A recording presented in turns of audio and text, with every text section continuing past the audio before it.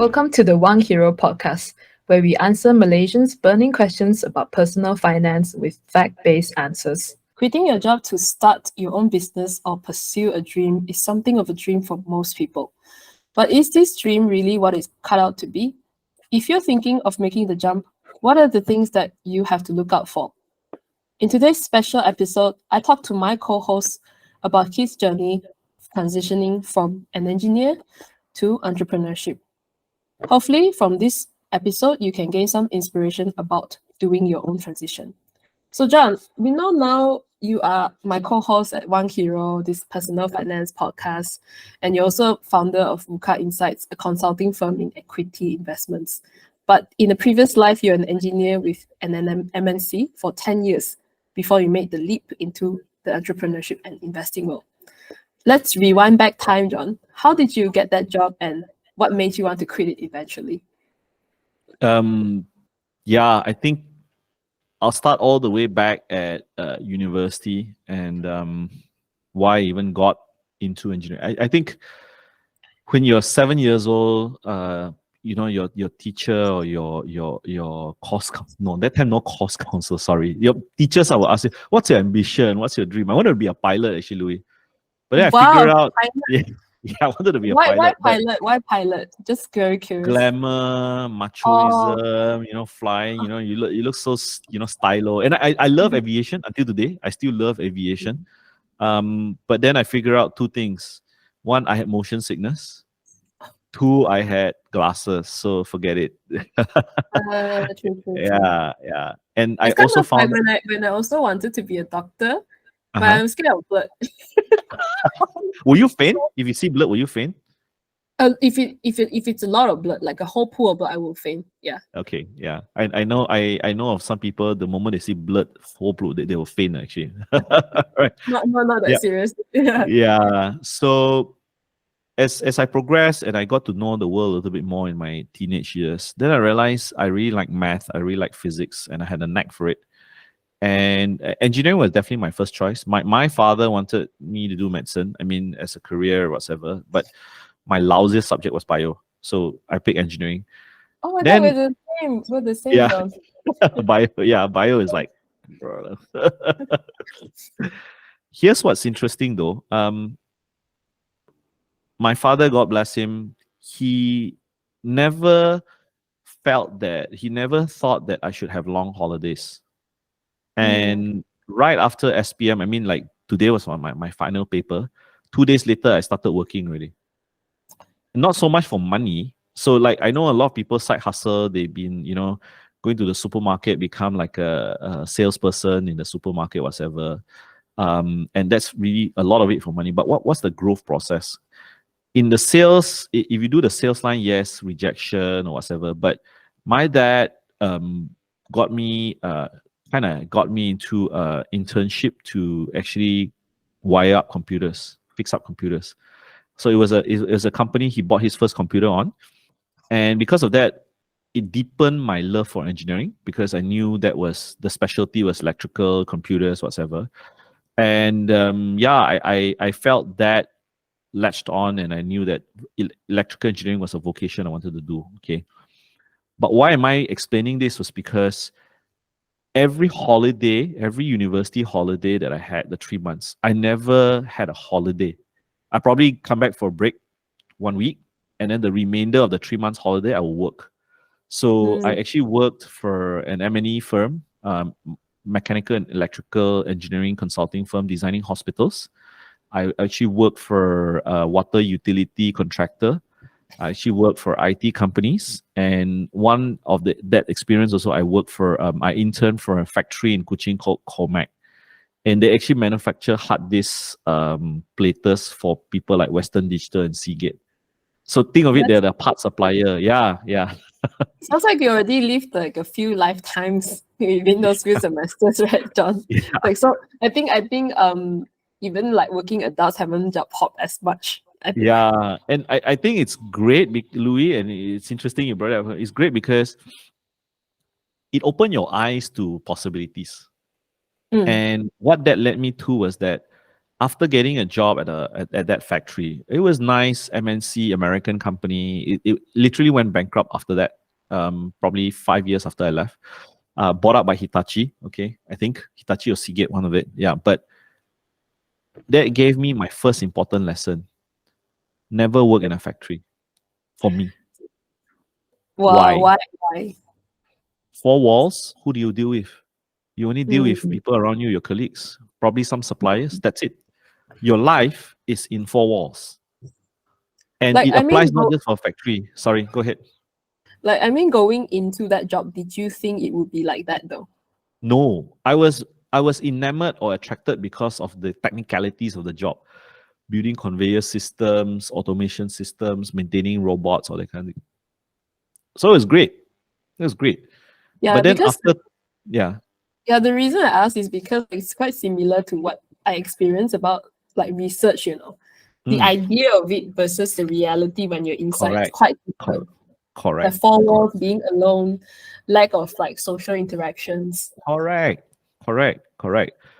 And because of that, I vowed to myself that don't work for a factory. Because Mm. I asked myself, one, is this the growth? And secondly, is this I asked who was the highest person in the factory. So it's a plant manager, right? He's still around today. I have not kept in touch with him because I was a junior intern. There's like how many layers above me, right? And at that point of time, I think he was earning 12,000 ringgit a month, which is a lot of money in the 1990s. But that's it. It's capped. That's his, yeah, right. So because of that, when I finished my degree and I was midway through my master's and applying for a job, I only applied 5 different places. Actually, I got offers from two, three. No news. Petronas was one of them. Siemens was the other one that I didn't get a response, and ABB, Asia Brown Boveri. So I got responses from two, which was Shell and Schlumberger. And how I even got the idea of working in oil and gas was because of this book. I don't know whether it still exists today. It's called Graduan. It's a Malay publication that talks about careers. It's a magazine, right? Rather than a book. Correct. So I devoured it. I haven't seen it. Maybe You not. haven't seen it, right? So during my time, they used to give it at career fairs or university fairs for free. Okay. So I picked up a copy. I read, wow, this is good. So every year, a career fair, whatever, even though I was in third year or second year, and I'm not even ready for the job market, but I just went because out of curiosity. I was just preparing myself. So I think if I were to look back, knowing what I know today, it's about don't wait until your fourth year, then getting ready for the job. Getting ready. Your first year, right, you already have to know what are industry demand skills that you need to like prepare, you see. Yeah, like when you are looking at like when you were going to the career fairs, like what were you thinking? Like what were key things that you were looking at for all the companies? What were the Salary. industry skills that are needed? What are the things like for example, when I was in my IT line, one of the certifications most sought after. I work for an IT company. Remember, I told you. This was way in the world of I don't know if you heard of this software, Windows 3.0, Windows 3.11 work group, which is like way before Windows 95 lah. Okay, that time the biggest workstations in the world was this company called Sun Microsystems, which is now being bought out by Oracle already. So at that point, when I was in that line, the most sought after certification was this thing called a MCSE, or Microsoft Certified Systems Engineer. So if you have that certification, you can go around configuring networks for corporates around the Microsoft servers and all that kind of thing.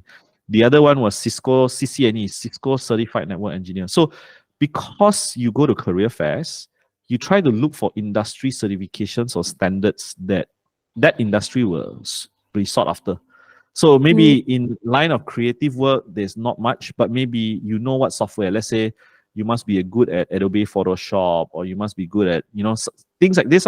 So you know industry trends, you know what skills that you need to acquire outside of the classroom. I don't know whether I'm making sense. Did you actually go and certify yourself? It's something that needs to be done outside, right? Like you have to correct. go and certify yourself. Yes. So you went to do that? I didn't, because for me, my dad gave me a very good advice. and I was still no, that was from 5. I wanted to waiting for my uni entrance. I wanted to go certify myself, but my dad told me this. He said, "Hey, John, you know, to do IT as a degree, art stream and science stream both can do, you know." Then it hit me. Mm. I'm competing against so many other people. But if I do engineering, I'm only competing with the science stream guys. So again, that kind of very small nugget of wisdom that I got. Yeah, so I didn't. But when I came into the engineering world, I never lost touch of my IT. And I actually went for night classes to do programming outside of what my syllabus is. I paid my own money. I did Visual Basic and I did .NET programming. Mm. Yeah. Of the two, I've only heard of the Yeah. Yeah, I mean, Because but other than the skills, how about like salary? Did it matter much to you? Like it how did. much? It did. That's exactly why I refer back to that graduate book, because that graduate book actually gave you a salary scale. Now I think for the young people, they can go to Job Street, they can get like a salary band, whatever. While it is important to determine what is the highest salary or a band that you're going to get when you get into your first job, I think more importantly is you want to ask yourself what kind of growth that you will be getting working for this company. So I give you an example. Let's say an MNC versus that of a great mentor versus that as an SME. SME with a great mentor or an MNC, right? If I had the choice to go back now, right, I'd rather go for the SME with a great mentor versus an MNC with a higher salary. Mm. And I have actually a very interesting case study to share with you with regards to this. Yeah, please. And actually, like you went to MNC, right? But I went to a small company in engineering. And I also made that decision based on like wanting to learn the skills on the job directly. And so like after I think 2 or 3 years on the job, I was considered more senior engineer. So I brought like a few engineers under me. I trained them very well. So I created like a whole training system, got them on the job, make sure that they perform really well. 4 years later, my right hand guy got hired by this like very, very big MNC. Immediately his salary jumped 5 times. So You see what I the mean? same, yes. So that's exactly true. And the MNC guy, right, same time as him go to Petronas, was earning about a third of his salary by the time he made the jump.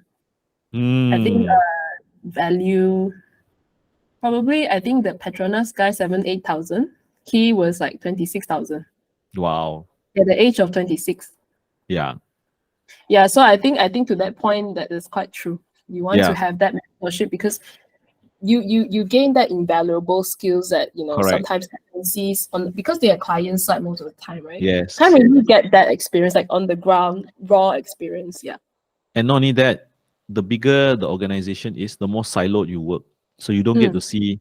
So contrary to popular belief, you work in a startup or you work in a small that one. I mean, it can go both ways. Startup can go like belly up, and then you may not even get paid. Whereas MNC, you get a stable, secure, whatever.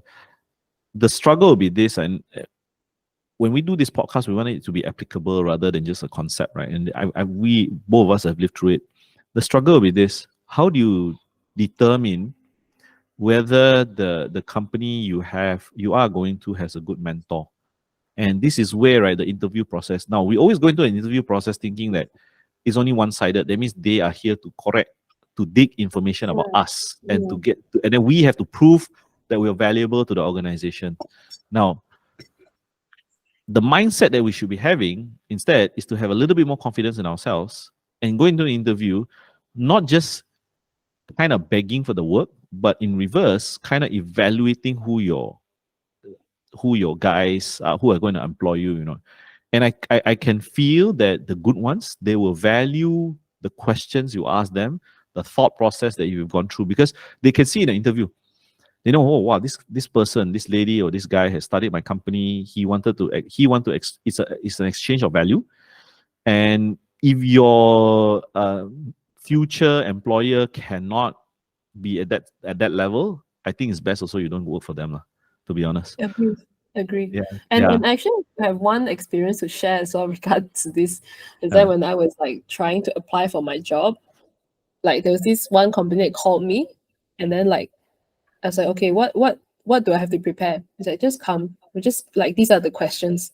I didn't go lah, of course lah. It's just like, I was like, okay, I must be like one out of 1,000 people you just send this email to, right? Correct. Probably. Not worth my time. Yeah. Yeah. So yeah, I think the job application process also made me think about a lot of things, Louis. An SME will not go through an elaborate process like the Schlumberger and the Shell. I really enjoyed the interview process for Shell and Schlumberger, more so Schlumberger, because they paid millions, I guess, for someone to develop that application process for them. Millions, Correct. right? We were tested on multiple levels, interpersonal skills, team working, how you present yourself, how you articulate, and that's where I think Shell kind of landed for me, because I felt that the role that they could give me at that point of time was very wide. I could see like a 50,000 feet view of the business, and I feel indebted, to be honest with Shell. I mean, the amount of money they spent on our training, our on-job development, our opportunities, the opportunities that they gave us. One of the highlights that I had was presenting at a global conference, Shell Global Technical Conference for my discipline. It was in India, my first time to India, and I felt that was kind of like the pinnacle of that 10 years of grinding through being a professional. Yeah. So first few years on the job, salary progression was I would say great, because first 3 years, salary progression was 27% to 30%. Wow, it's pretty good. Yeah, but we start from not very high base. It's about, I was a master's. I remember my first paycheck base salary, 3,250. Okay, so Shell pay during those days, 2007 for fresh grad. If you have a master's, 3,250. If you have a PhD, is 3,006. Okay. So there's a scale. Then after that, it's 20 to 27% increment until the third year, where you are kind of like determine whether you should, how do I say this, you should move into a more senior position already. Yeah, but then after that it will slow down. It will slow down to probably about 3 to 7% a year. So there's a very steep climb, but then after that it will taper off. I mean, but were you happy with that progression? I would say bittersweet, and I'll tell you why. Working for 10 years, if you meet a good boss, you're so lucky you meet a good boss, recognizes there's chemistry, your value will go up. They recognize your delivery. But I've met friends, and I just said that it just so happened he joined at a certain time, work under a different boss. Same capability, same hardworking, right? But because he was in a different boss, the progression was different. So if you ask me, was I happy for myself? Yes. Happy that I got into that position, being projects, being able to see more things, being able to travel. But at the same time, I realized that in a corporate structure, there's no perfect system to it. Yeah, there's no perfect system. I don't know whether I'm making sense to you, Louis. Yeah, so basically, like if you get someone, like if you are working under someone who doesn't really care about your growth, then your growth will stagnate, so your salary will also stagnate, is it? Correct. And that's where you have to find a way to fight, Louis.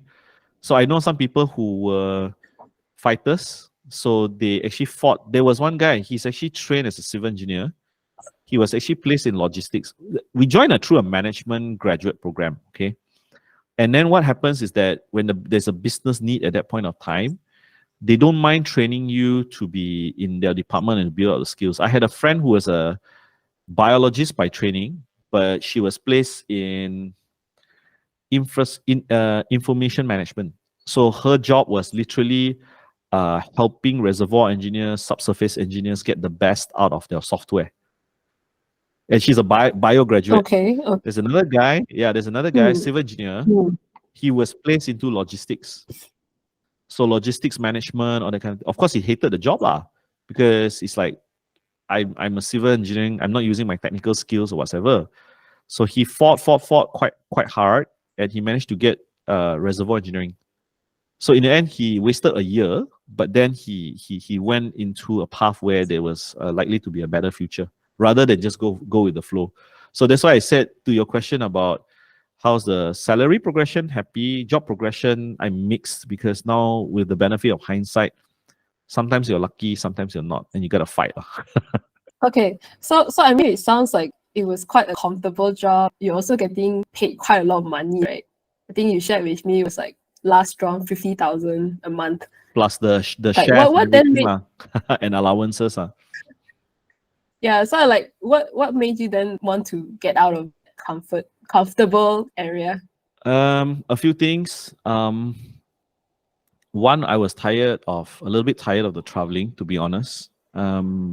Secondly was also I attended my dad's retirement, and I've said this in a few public forums before, but I'll keep the story concise lah. He was retiring from a school where he brought the passing rate from 40% to 80%. That's amazing. Yeah, and at his retirement, there were teachers coming up to him, and there was this ustazah from Kelantan hugging him and crying. And I was like, looking at it, I'm like, what impact did my father leave that moved them so much? And it reflected very deeply on myself. I'm like, yeah, I'm earning much more than my dad, but what kind of legacy, what kind of impact was I leaving lah? What was the mark I was leaving at? And I felt very hollow, and I felt very empty, and that's why I started thinking about, can I find a way to do the things I enjoy, at the same time impact more people? Because I doubt, even as chairman of Shell Malaysia, when you retire, right, if you're not kind to people, you're not like leaving some leaders, some corporate leaders, I'm not saying all corporate leaders are cold, heartless, and that kind of thing. Some corporate leaders really leave their mark, right? And I felt that at that juncture, could I do something else? I had an itch to scratch in investing as well. So could I do something else at the same time leave an impact lah? So yeah, I guess my dad, tired of traveling, and also I had an itch to scratch lah, which is investing, entrepreneurship, and this journey that can I do something about it? I mean, am I suited for this? And that was a journey that I was willing to take a bet on at that point of time. And it sounds like it's like worth that giving up so much money for, right? Just to go out there, make an impact to everyone. I mean, who did you have in mind to make an impact to?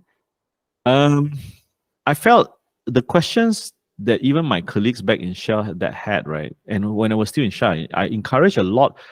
I would spend hours and hours talking about investing, because it was a new love I found. I also had a guardian angel somewhere in 2008, 2009. At that point of time, I was a property investor. I had some money in unit trust.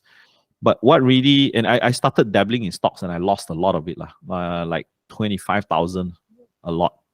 For me, at that point in time, probably 2 years into my job, 2 years into my job, I was like, wow, that's a lot of money. But this kind individual, he was a lawyer by training in Miri. He actually introduced me to the right way of investing. And because of that, long to short, I was like a dog with a bone. I wouldn't let go. I went deeper and deeper. And I felt that even though if you have a high salary, but you don't manage your money well, you let other people manage, you don't take responsibility of your money, that's where a lot of things will crumble and fall. Because yes, you may have a financial planner. Yes, you may have a investment manager managing money for you. But generally, you need to know at least the basic frameworks. What is acceptable returns? What are realistic returns? What are unrealistic returns? What are asset classes that are available for you? Does it suit your personality? So that I found like, wow, that's something that I really like doing. I really enjoy. And to your question about who I want to impact, I want to impact the guys who deserve something better than the rich guys who already have everyone else serving them. So I would say, how do I say it? So if you look at the spectrum of wealth, the B40s, M40s, and T20s, right? The T20s usually don't need help. Usually.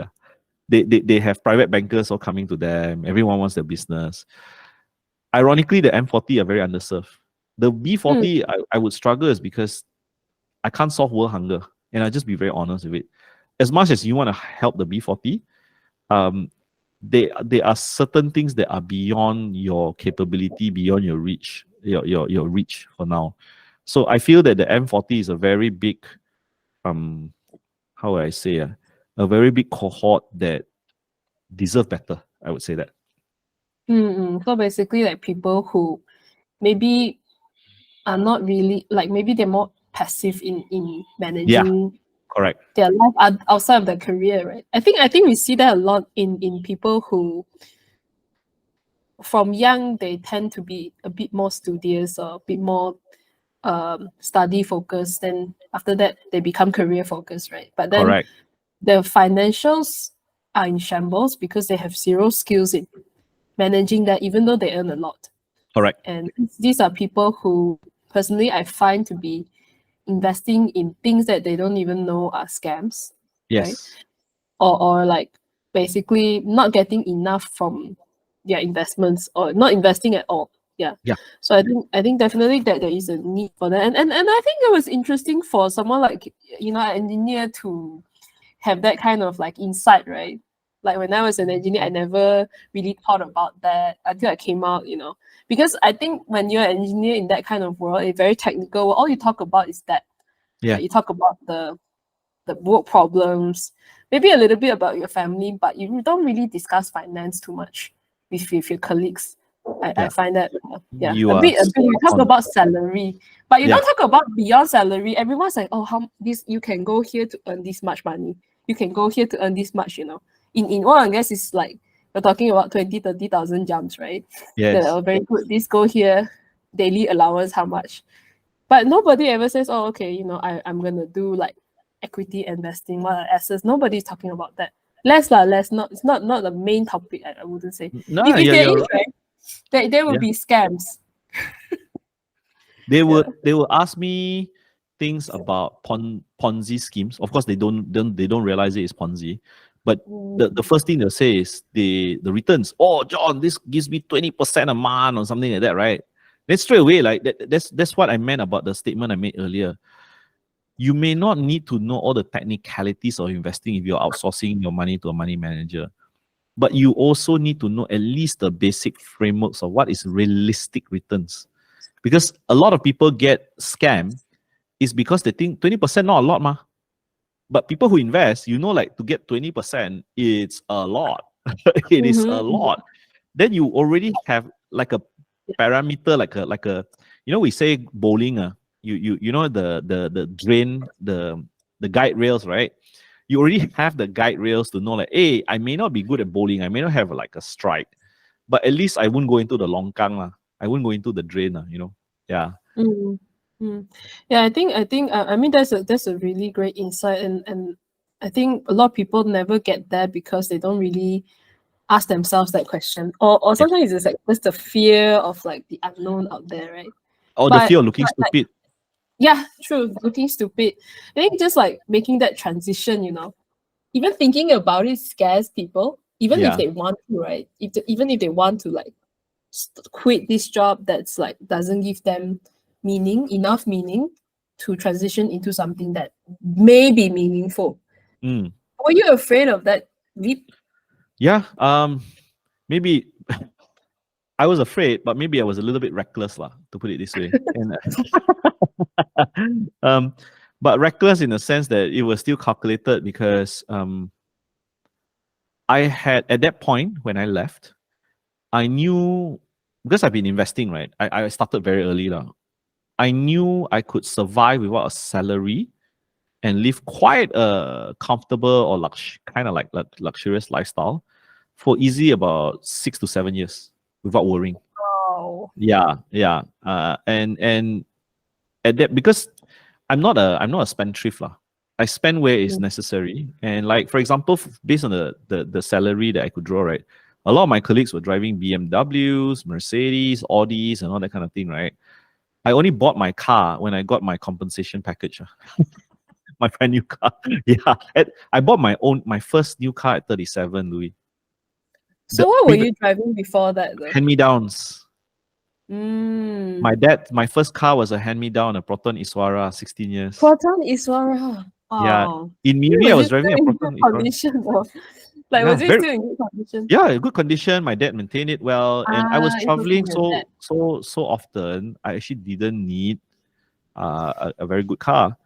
And I then think your colleagues must have thought an intern parked the car there, right? correct. There are few guys who are like more senior than me. They also adopt this very frugal lifestyle. I know a guy drives a Proton Saga, Louis. He's probably earning like 60K a month or so. Yeah. Oh, that actually reminds me when I was like working with the SME oil and gas company. Like I had this one client from Shell who was driving this very old Proton Saga, very old, like probably 1970s. Yeah. The head of the department, I think probably 100K a month guy. Yeah. So again, it boils down to your lifestyle choices. Your question about how do you feel? A lot of people fear making that transition is because they have nothing soaked up. You can't jump. I mean, you see people like me jump, right? Was because the preparation was made many years ago. And you can only jump when you already built your parachute. If you haven't built, a lot of people think that going into entrepreneurship is reckless. Oh, you have to be a risk taker. No. As an entrepreneur, you try to reduce your risk as little as possible, and then you take calculated risks. You don't take blind risks. Yeah. So when I left, I was already doing certain things part-time. So like, for example, I was moonlighting on insurance. So that was something that I knew I could make an impact. I knew it was going to be easy for me. Thank goodness I also had a good mentor. But at the same time, I also had certain skill sets that I know I could monetize it. One of it was training. Yeah, I didn't know I have a knack for training. I didn't know that I had a knack for training. And when I got into that groove, right, I realized, hey, actually training not bad. I can make money on. So especially if you're good at it, you don't scam people, you be professional at it, and you know your stuff. It was good. So two-pronged to your answer. How do you make that transition? Be financially ready. So you don't need to go insane 5 years, 6 years of income, right? Actually, you should just do at least people will always say 6 months. I would say double that. You should at least prepare for 1 year. Because you never know what will happen, the catastrophes that will happen. I think if you have a job, but let's say you want to jump from job to entrepreneurship, maybe more than that. Yeah. A year or two, if you can have, right? A year or two. And once you have that, right, you don't do what I call desperate decisions. Because when you do desperate decisions, what happens? Desperate decisions will lead you to either bad partnerships, losing money, or that kind of thing. And financially be prepared, skill-wise also be very prepared. Because let's use an extreme example. Even if you go begging, right?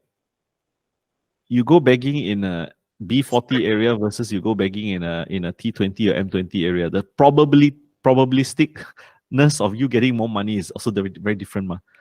You get what I mean? So I think that's where the analogy I use as a skill set as well. What kind of skills will bring you better money? And I think we've talked about it in our Side Hustle podcast earlier.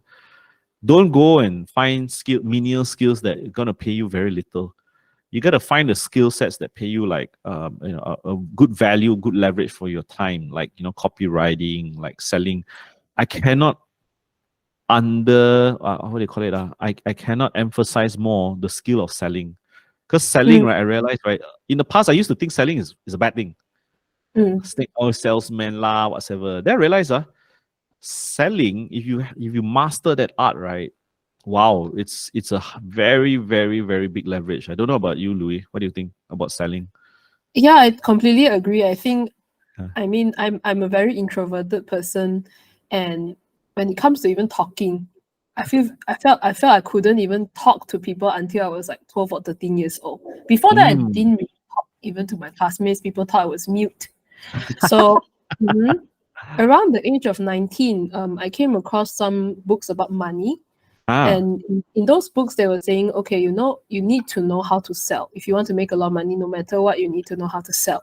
And that's when I actually took it very seriously, read books, attend workshops to learn how to do it. Yeah. Although like orally and then digitally using copywriting, all of those. So I think it's completely important. On top of like whatever technical skills you have to know how to like package that into something that someone is interested in. Like what offer can you give them? Who's your market? Those kind of things are Correct. super cool. Correct. Yeah. Correct. Yeah, and I think selling is a very underrated skill that I think most people should pick up. And that was a very big help in my transitioning. No doubt, I had a lot of difficulties because here I was high and mighty in a way, career in an MNC, big salary, good position, middle manager. All of a sudden, you go selling insurance. Oh man, Louis, I can tell you how many times I've been made to feel like 10 cents. I know. Like when I did my transition, it definitely is a humbling experience. Imagine like I had about 12 subordinates at that point, and I was like also a middle manager, and like just coming out and starting from zero. It's always humbling. Nonetheless, if you look at it in the long term, you're building a whole new self, basically. Correct. Yeah, but the beauty about it is, the analogy I like to use is this: if you go to a mango tree, and the mangoes that end up after a few rounds of taking care of it is very sweet, but before that, what happens? You have to fertilize it, right? And what's the best fertilizer? Cow manure, natural stuff lah. Don't use the scientific, right? But cow manure, right, or whatever manure, does it sting or not? Does it smell? Yeah. It's horrible. It's painful, right? Even to dispense of the fertilizer, it's crazy, right? But for you to produce something sweet like the mango, that is the stage or the transition that the tree has to go through. It has to undergo that painful, smelly, unwanted. Nobody wants to approach a mango tree when it's like fully fertilized. It's like, wow, right? So it's like, right. But unless you want the fruits, this is the stage you have to go through. You think like Usain Bolt can run 9 point how many seconds, the world record that he has, right? If you watch documentary videos about how he trained, and then he will train until he pukes, Oh my gosh. to the extreme, like he makes it look so easy, like bam, and he runs. It's the other one I would love to highlight is 1992 Barcelona Olympics. I don't know how young were you then, Louis. The opening ceremony was actually a guy shooting an arrow into the cauldron. So he was standing on the other side of the stadium, and he actually had to shoot an arrow with a flame in it to hit a cauldron on the other side of the stadium to light up the Olympic fire. So can you imagine? I'm very sure he shot easily 1,000 times to actually get that right, because you cannot screw up, Then we were joking, it's like a one-shot thing. If not, right, it will make news. Probably we were joking, like we said that if he missed, even though he missed, because it's the middle of the night, right, they'll actually have a backup lighter to light it up. We don't know, right, if he missed or not. I mean, looking back though, John, any regrets like through this journey? Do you ever like one night wake up and say, oh, I regret quitting that job? Oh, many times. Not so much about myself. I mean, like if I were to be thrifty and start like to live simply, I think that's a pain that I can go through very easily, because I came from almost nothing. I mean, my parents gave me a lot in terms of mindset, in terms of a safe environment, all that kind of thing, but they didn't give me a lot of money. They literally gave me nothing, which I'm glad, I actually literally go up to my dad sometimes, Louis, and I tell, thank you, Dad, for being poor. I don't know if I told you this story before. Yeah, yeah, yeah. And I meant this not as a condescending manner. I meant it as thank you for that, a safe environment, a disciplined environment that I knew I had to be hungry, and I knew I could be a better, and that I grew up with a mindset nobody owes me anything for a living, right? I don't owe anybody for a living. Instead, nobody owes me for a living as well. Yeah, there were literally many nights that I actually days that I worry, because it's my family that has to go through the lifestyle change of my decisions. That's my biggest burden. Not so much whether I can endure the hard work or the pain or whatever. It's more my family being able to endure my choices. Because as a father, as a husband, I think that burden weighs very heavily on me, more than anything else. So guys, think very carefully when you get married, or ladies think Yeah. very more for the men. I'm sorry to say, I'm not being gender biased or anything. It's just more the pressure felt on the men lah. Yeah, that's very true, very true. I think that applies to anyone like making that. I mean, beyond like, let's say they're not married, they're also like some dependents, maybe their parents that may experience that lifestyle change, and sometimes you even have to borrow money from them Oh to yes, keep your business lights on. I knew of some young entrepreneurs who said like, okay, I had to like get my dad to loan me a few 100K just to keep the business running up. Eventually, he did get out of that hole, but yeah, it was a very humbling moment to request that from his dad lah, yeah, to get that kind of help. And the dad had to go and get a loan for him because wow, he couldn't qualify for that loan, so he I had see. to go and get that loan. Yeah, so I think that is something not everyone can stomach. So Correct, you have to correct. be prepared for that emotional roller coaster, I feel. Yeah. But I mean, nonetheless, it's still worth it, right? It's still worth the journey, worth the transition. Definitely. No I mean, regrets overall lah. yeah, I mean the people I've met, and then today, what I feel humble about is like when I get people on my channel's podcasts, and then once I share, we get to know each other, and I share my investing philosophy, how I think about growth and all that, and there's this mutual respect of each person's craft, professionalism. That's where I get my high lah. I may not get paid because of their compliments. Obviously, that's another story altogether about running a business, getting your right target audience and all that. But I think the personal growth journey, it's priceless. I would say it's priceless, because I've got into bad business partnerships. If you think about it, you can choose two options: either blame your partners and say that it's their fault, or you can take ownership of it and learn from it, close the chapter, and move on. So I think that is something that as an employee, it's very difficult to do, not because you may not have the capability, but you may not have the opportunity to do, because you're an employee. You're stuck to a system, right? Unless you are in charge of the P&L, you're in charge of certain sections of the business. And that's why sometimes people think that MNC, you learn a lot. That's the belief that most people tell you. But I feel in an SME, you learn even more. Why? Let's just say, like, okay, I'll give you an example. There's a very famous franchise of tire repair shops in KL. Okay, it's called Lim Taya. It's called Lim Taya. I'm very sure the owners are like multi-millionaires. Okay. A lot of my friends don't like going there because they charge exorbitant prices. All right. But I go there because it's convenient. And why? Because there's a supervisor there that I go in, right? He will get things done very efficiently and like very well, very efficient. And because he's so good at his job, and I know that his boss is definitely underpaying him or not really giving him the right amount of money, he is now made in charge of 3 branches instead of 1 branch only. So he has to like commute from these 3 branches. And then I jokingly asked him, 老板有加薪水吗? Did the boss increase your salary or not? 加责任有啦，加薪水没有. So 加责任 means added responsibility. So here's something in an SME that you won't get. In Shell, right? Or in whatever large organizations, the system kind of protects you. You have a very clear, kind of like a clearly defined role, whatsoever. but then you're not in charge of P&L. You're not in charge of suppliers that you can like, oh, this guy, he lies and cheats. He doesn't give me right stuff. He doesn't that one, right?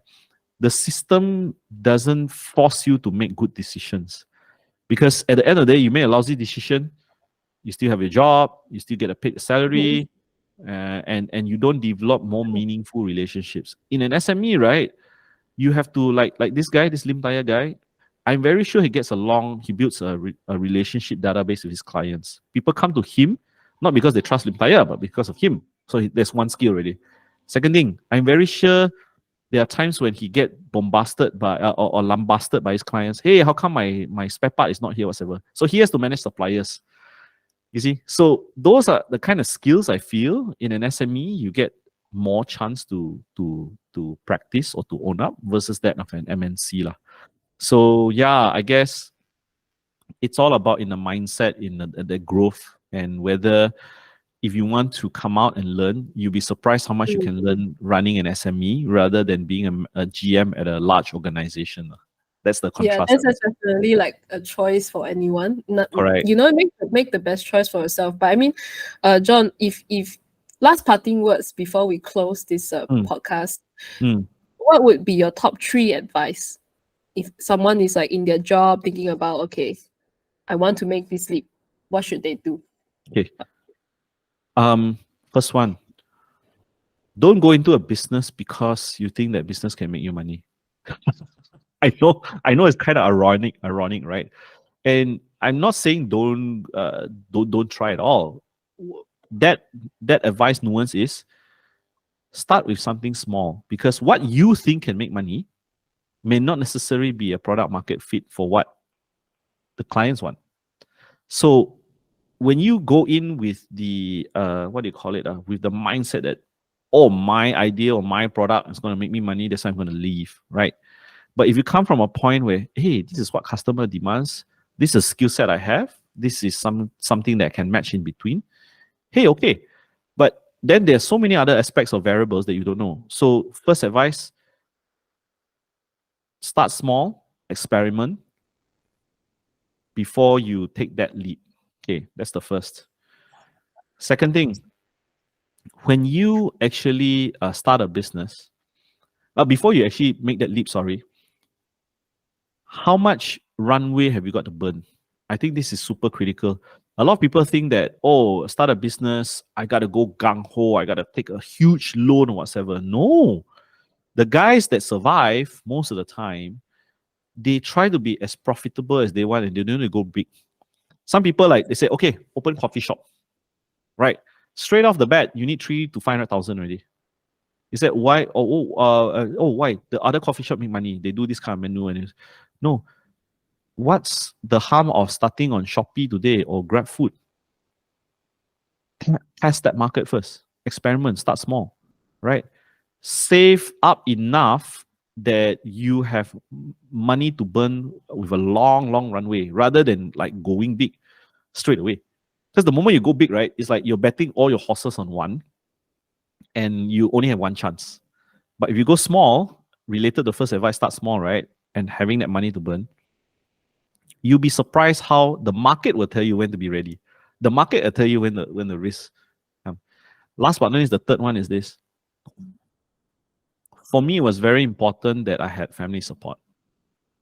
And I've seen too many cases of financial business decisions wreak havoc on families.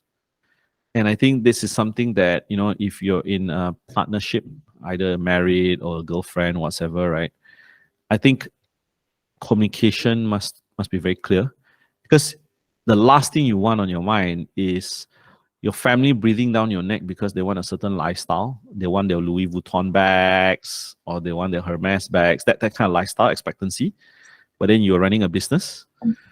So there's obviously risks and all that to take. I think that is also very, very key. Because you don't want these conflicting things tugging at you, and when times are bad, whatever, right? And your family demands for a holiday. Wow. Yeah, I feel like when they're used to it, right? They're used to certain things happening at this quarter, I'll have this. And And there's also a nuance around that because of like wives comparing things with other wives, other families, Precisely. like kids as Precisely. well, Yeah. right? Oh, you see, X person husband bought her this. Why you Yes. didn't? So Yeah. these kind of things I think super important mentally. Like it's Yes. okay, you can probably strong on good days, but it's the bad days lah that it will hit you and it makes you question everything. Yeah, Yeah, it I makes you think question everything. everything. I think everyone in this transition or anyone is even in doing business or relate lah, myself as well. But that's a story for another day. So I mean very good advice. I hope that the audience will have a lot to take away. I mean I learned a lot always from you, John. So thank you so much for sharing this whole journey like many times with me and still have a lot of things to learn from it. Most welcome. And for the audience out there, if you like content like this, subscribe to the channel. I mean, Louis worked really hard on thinking on the framework of how you guys can get maximum value of this. And I think about the audience almost every other day, because there are times when I wish whatever that I've gone through, I had like some kind of a mentor, which I have, and I kind of like feel like want to pay back, and yet there's still a lot more. Louis and I would have long chats about this. So give the channel a like, hit that notification bell so that when the next videos are out, you guys will be notified. You can share it with your friends and family, to get them one leg up in this life, in the finance world. So Louis, see you in the next video as well. See you. Thank you everyone. Bye bye.